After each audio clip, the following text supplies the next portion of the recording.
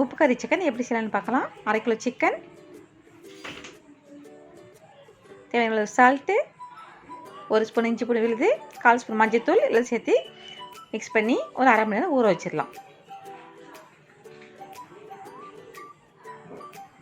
ஒரு பவுலில் 50 milli oil ஊற்றி 1 ஸ்பூன் சோம்பு, பட்டை, கிராம்பு, பிரிஞ்சி இலை 2 நறுக்கிய இஞ்சி, 20 நாட்டு வெங்காயம் கட் பண்ணி போட்டுங்க.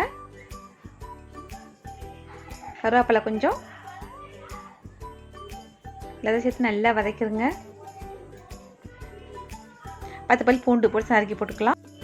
10 காஞ்ச மிளகா விதையை நீக்கிட்டு அதை கிள்ளி போட்டுக்குங்க.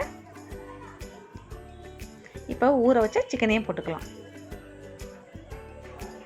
ஒரு கரண்டி தண்ணி ஊற்றி வேக வச்சுருங்க. 10 நிமிஷம் வேகட்டும். இந்த சிக்கன் வெந்துருச்சு. மல்லி இலை தூவி இறக்கிடலாம். உப்பு கறி சிக்கன் ரெடி.